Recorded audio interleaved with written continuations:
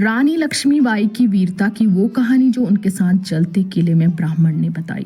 झांसी की रानी लक्ष्मीबाई अपने महल के 7वें माले पर खड़ी हैं। वो ठंडी पड़ चुकी आंखों के साथ अपनी जलती हुई झांसी को देख रही हैं। सड़कों के आवारा कुत्ते लाशों को चीर कर खाते हुए पागल हो चुके हैं। एक साथ हजारों लोगों की चीखें आसमान को भेदती हुई चली जाती हैं।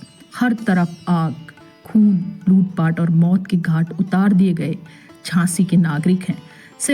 सिनेमा हॉल के बड़े पर्दे पर ऐसा दृश्य देखकर किसी की भी रूह कांप सकती है, लेकिन ऐसा वाकई में हुआ था।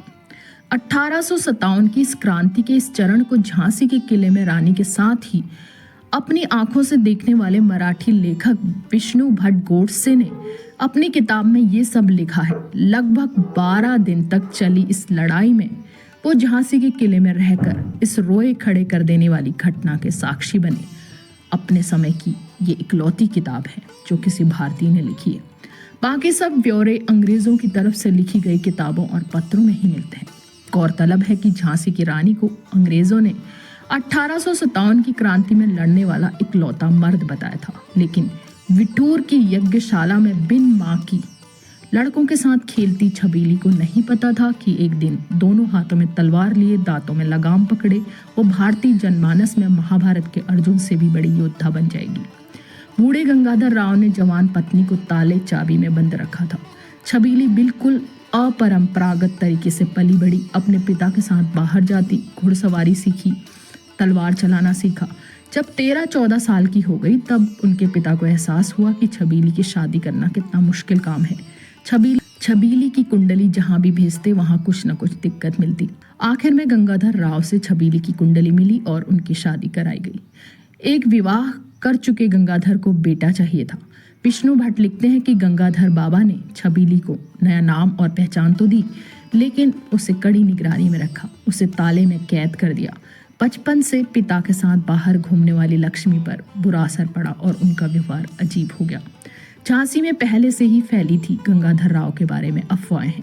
झांसी के आसपास ये अफवाहें फैली हुई थी कि गंगाधर राव महीने के 4 दिन स्त्रियों की भांति व्यवहार करते हैं, महिलाओं वाली पोशाक पहनते हैं और उन्हीं के बीच रहकर जैसे कोई स्त्री माहवारी के दिनों में करती है वैसे ही वे 4 दिन बाद नहाते और फिर पुरुषों के वेशभूषा पहनकर दरबार में आते हैं।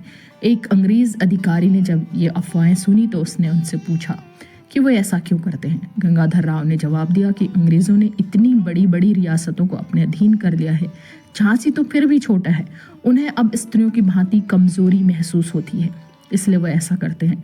गंगाधर राव की मृत्यु, दत्तक पुत्र और पेंशन। गंगाधर राव की मृत्यु के बाद लक्ष्मीबाई के हाथों में झांसी को संभालने की जिम्मेदारी तो आई, लेकिन तब तक वो वैसी रानी नहीं थी जैसा हम उन्हें जानते हैं। उस वक्त वो पूजा पाठ किया करती थी। ब्राह्मणों को हर रोज दान करना उनकी दिनचर्या का हिस्सा था। उन्होंने अंग्रेजों से दरख्वास्त की कि उन्हें काशी जाने दिया जाए। काशी जाकर वो सिर मुंडवाकर एक विधवा की तरह सामान्य जीवन यापन करेंगी, लेकिन अंग्रेजों ने ऐसा नहीं करने दिया। किले में रहकर ही लक्ष्मीबाई जब सफेद सिल्क की साड़ी पहनने लगी, अपने केश खुले रखने लगी और सुबह विधवाओं की तरह माथे पर राख पोतने लगी, अंग्रेजों और रानी के बीच टकराव बढ़ता ही गया। पहले दत्तक पुत्र को लेकर, फिर पेंशन को लेकर और आखिर में काशी न जाने देने को लेकर। इसके बाद झांसी में अंग्रेजों द्वारा गो हत्या को लेकर रानी का पारा 7वें आसमान चढ़ गया। इन सब चीजों ने रानी को आघात पहुंचाया और वो बागी बनने पर मजबूर हो गई। जलता हुआ झांसी का किला और 11 दिन तक बेचैन रानी। विष्णु भट्ट लिखते हैं कि अंग्रेजों ने झांसी को घेर लिया था, वो लगातार हमले कर रहे थे। इसी दौरान किसी नागरिक को लालच देकर उन्होंने झांसी के दक्षिण द्वार से प्रवेश करने का जुगाड़ कर लिया था। रानी के बारे में विष्णु लिखते हैं कि वे एक बार भी विचलित नहीं हुई, महल के चक्कर काटती, हर मोर्चे पर खुद निगरानी रखती और सबके खाने पीने का ध्यान भी। यह सब लगातार 12 दिन चला। इस लड़ाई में उन्होंने पड़ोसी रियासतों को पत्र लिखकर मदद मांगी। गोले बारूद की वजह से किला क्षतिग्रस्त होता जा रहा था। लोगों को अपनी मौत सामने दिख रही थी। रानी ने न खाना खाया और न एक पल भी सोई। चैत महीने में झांसी में हल्दी कुमकुम का त्योहार होता है।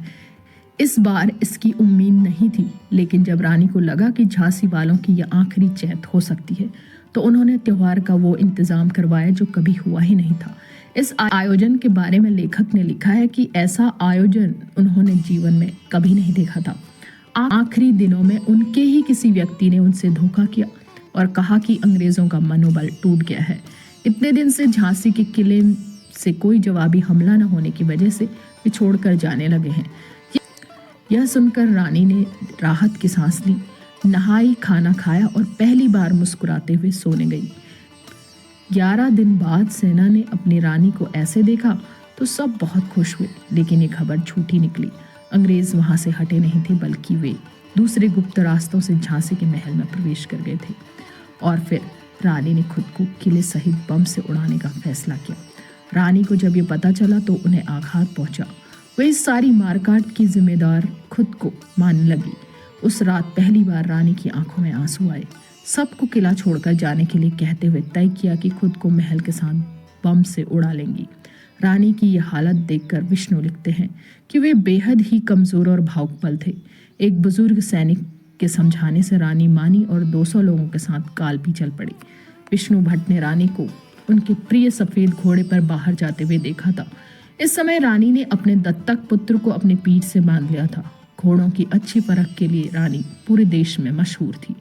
तात्या टोपे से मिलने कालपी जाना और माहवारी के समय फूट फूट कर रोना।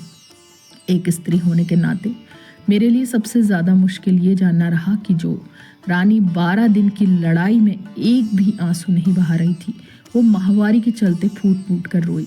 दरअसल लगातार 24 घंटे घोड़े पर दौड़ती रानी सहेली झलकारी बाई के साथ जब कालपी के पास पहुंची तब उन्हें माहवारी आ गई। झांसी का महल छोड़ते समय रानी ने सिर्फ 1 रुपया लिया था। उनके पास कपड़े खरीदने के भी पैसे नहीं थे। इस स्थिति ने उन्हें कमजोर महसूस कराया। सफेद पोशाक पहनने वाली रानी माहवारी के वक्त मर्दों के बीच बैठी थी। बाद में तात्या टोपे ने उनके लिए कपड़ों का इंतजाम करवाया। यहाँ से भी अंग्रेजों से लड़ाई हार कर रानी ग्वालियर की तरफ गई। वहाँ के राजा को लड़ाई के लिए मनाने की कोशिश की। नहीं मानने पर वहाँ के राजा को हराया, सेना को इकट्ठा किया, फिर अंग्रेजों से लड़ाई की। यहीं पर रानी की वो तस्वीर बनी जिसमें दोनों हाथों में तलवार भांजते, दांतों से लगाम पकड़े रानी चंडी का अवतार नजर आई। इस लड़ाई में रानी की हार हुई, वो वीर गति को प्राप्त हुई, लेकिन रानी के इच्छानुसार उनका शव अंग्रेजों के हाथ नहीं लगा। लक्ष्मीबाई पर 1000 फिल्में भी बने तो कम पड़ेंगी। विष्णु भट्ट ने आंखों देखी इस लड़ाई का जो जिक्र किया है वो पढ़कर शरीर में रोमांच भर आता है। लक्ष्मीबाई सिर्फ तलवार भांजने वाली योद्धा नहीं थी, जनता के प्रति उनके मन में असीम स्नेह था। रानी के जीवन का पहला और आखिरी युद्ध अंग्रेजों के साथ ही लड़ा था। किसी को भी ये उम्मीद नहीं थी कि रानी ऐसी जबरदस्त फाइट रखेंगी। विष्णु भट्ट ने लिखा है कि रानी रोज खूब कसरत करती थी। उनके घोड़ा कुदाने के अभ्यास को देखने जनता पहुंच जाती थी। अगर जनता की बात करें तो विष्णु ये भी लिखते हैं कि किले में बम गोलों की वर्षा के दौरान भी जनता दीवारों से चिपक कर युद्ध देखने का प्रयास करती थी। रानी अपनी जनता के लिए वाकई बहुत श्रद्धा रखती थी।